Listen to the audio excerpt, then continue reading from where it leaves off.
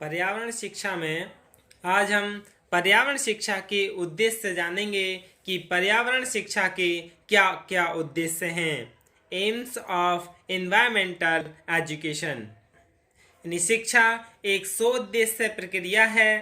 शिक्षा के उद्देश्य समय समय पर समाज, राष्ट्र तथा राजनीति के अनुसार बदलते रहते हैं।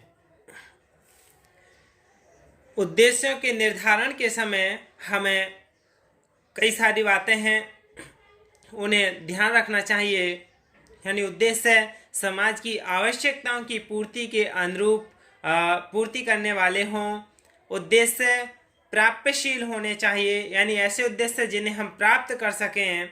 और उद्देश्य सामाजिक मान्यताओं के अनुरूप होने चाहिए। उद्देश्य व्यवहारिक होने चाहिए। उद्देश्य छात्रों की आयु के अनुरूप होने चाहिए, यानी जिस आयु का छात्र है उसी के अनुरूप हमारे उद्देश्य होने चाहिए।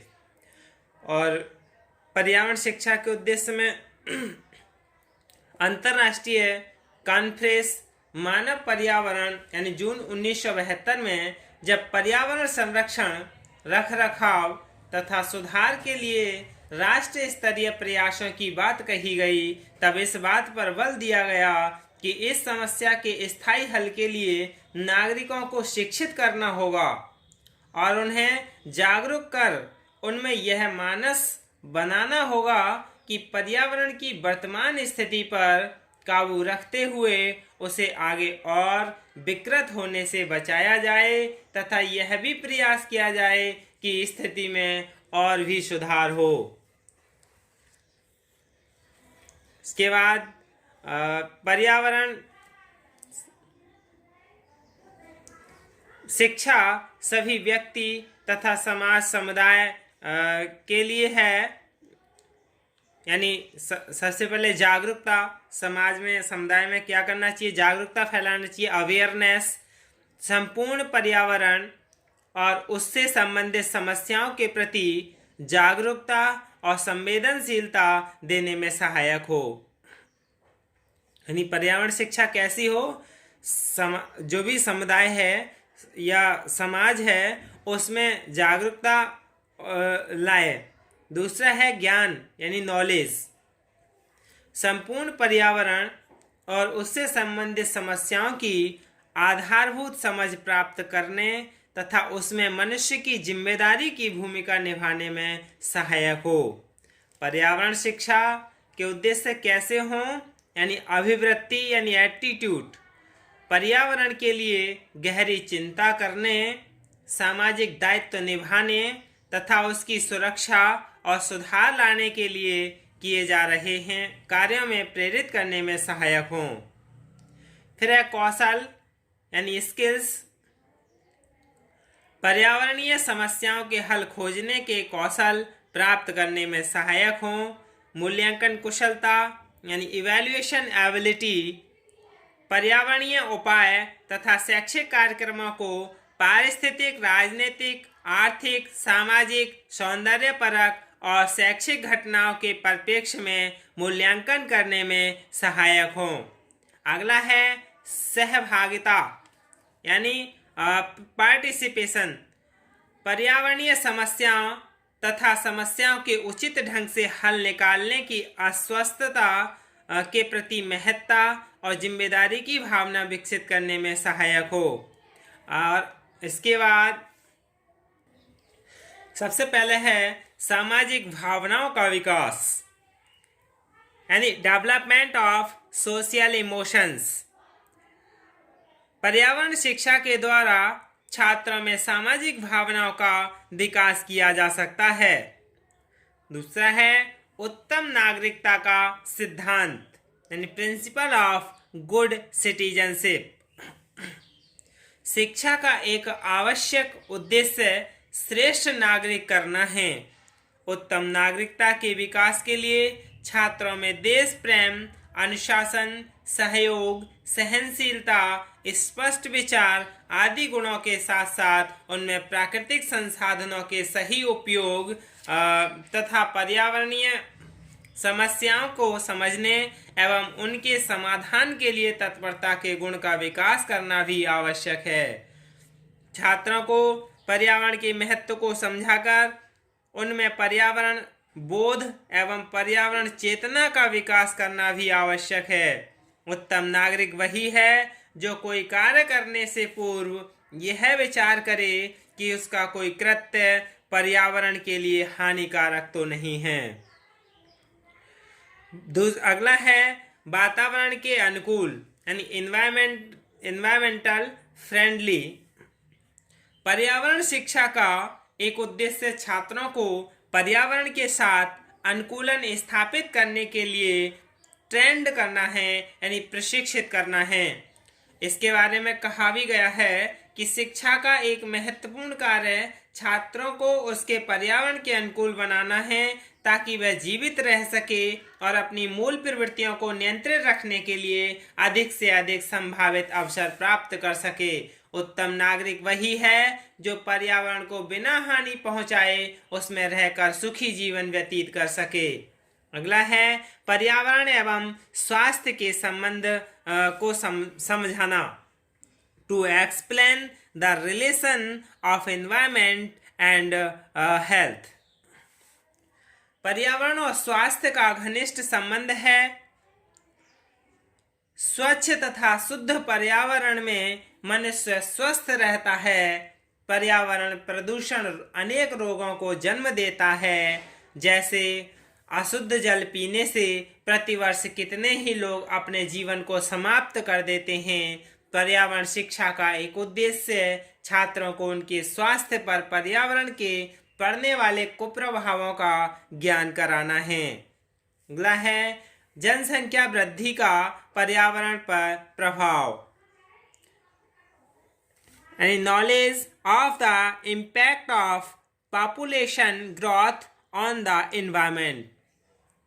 पर्यावरण शिक्षा का एक उद्देश्य जनसंख्या वृद्धि का पर्यावरण की गुणवत्ता पर कुप्रभाव से अवगत करवाना है।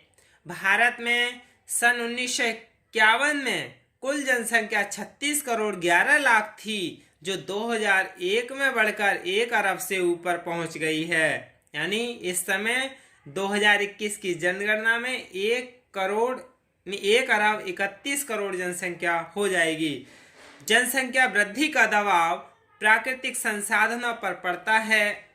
प्राकृतिक संसाधनों के अधिक दोहन से पारिस्थितिक संकट बढ़ता है। इस प्रकार अप्रत्यक्ष रूप में छात्रों को जनसंख्या नियंत्रण का पाठ सिखाया जा सकता है, जैसे कि पर्यावरण से प्राकृतिक, आर्थिक और सामाजिक इन तीनों चीजों को किसके द्वारा हानि पहुंचती है? जनसंख्या के द्वारा, क्योंकि जनसंख्या और पर्यावरण के बीच प्राकृतिक, आर्थिक और सामाजिक इनसे संबंध जुड़ा रहता है। और जनसंख्या से क्या नगरीकरण होता है, औद्योगिक व तकनीकी का विकास होता है। इसलिए जनसंख्या ही पर्यावरण का प्रदूषित करने का एक मुख्य कारण है। अगला है पर्यावरण संरक्षण हेतु प्रेरित करना। Motivating for environmental protection.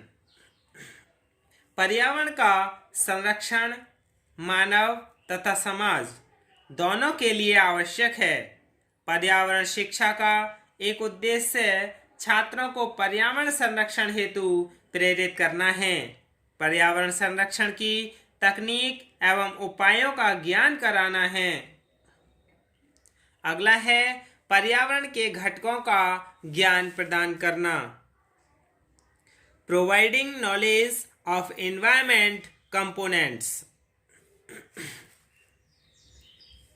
पर्यावरणीय शिक्षा द्वारा प्राकृतिक पर्यावरण के घटकों का ज्ञान छात्रों को करवाना चाहिए। ये घटक ही समष्टि रूप में पर्यावरण की रचना करते हैं। यह ज्ञान करवाना आवश्यक है कि किसी एक घटक के निरूपण से संपूर्ण पर्यावरण प्रभावित होता है। पर्यावरण के जैविक और अजैविक संगठक होते हैं। इनकी पूर्ण जानकारी छात्रों को करवानी चाहिए।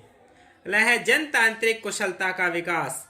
Development of democratic skills. पर्यावरण को सुधारने के ध्येय प्रत्येक नागरिक के जीवन का लक्ष्य होना चाहिए। पर्यावरण शिक्षा द्वारा यह भावना पैदा कर हम बालक को कुशल जनतांत्रिक नागरिक बना सकते हैं। पर्यावरण से संबंधित कौशलों का विकास करना, डेवलप एनवायरमेंटल स्किल। पर्यावरण प्रदूषण रोकने के कौशल में छात्रों को पारंगत करना पर्यावरण शिक्षा का महत्वपूर्ण उद्देश्य है। खाद्य पदार्थों में मिलावट की जांच करने की तकनीक छात्रों को सिखाना आवश्यक है। अगला है राष्ट्रीय धरोहर के प्रति निष्ठा, एलिजेंस टू नेशनल हेरिटेज, यानी उसकी सुरक्षा एवं सम्मान की भावना का विकास करना भी पर्यावरण शिक्षा का उद्देश्य होना चाहिए। यानी जो राष्ट्रीय धरोहर है उसके प्रति निष्ठा, सुरक्षा एवं सम्मान की भावना का विकास करना भी हमारा पर्यावरण शिक्षा का एक उद्देश्य है। अगला है पर्यावरण के संबंध में भावना, अभिवृत्तियों तथा मूल्यों का छात्रों में विकास करना भी इस शिक्षा का उद्देश्य होना चाहिए। The aim of this education should also be to develop the spirit, attitudes and values in the students in relation to the environment। यानी जो पर्यावरण है उसके संबंध में हमें अपनी भावना, अभिवृत्तियों, मूल्यों का छात्रों में विकास करना भी एक हमारी शिक्षा का उद्देश्य होना चाहिए। यही क्या है पर्यावरण शिक्षा के उद्देश्य हैं। यानी पर्यावरण संतुलन बिगाड़ने वाले कारकों की भी पहचान करनी चाहिए और स्वयं की उन क्रियाओं का ज्ञान कराना जो पर्यावरण निरूपण के लिए उत्तरदायी होते हैं। पर्यावरण नियोजन के लिए प्रशिक्षित भी करना चाहिए। यही क्या है पर्यावरण शिक्षा के उद्देश्य हैं। धन्यवाद।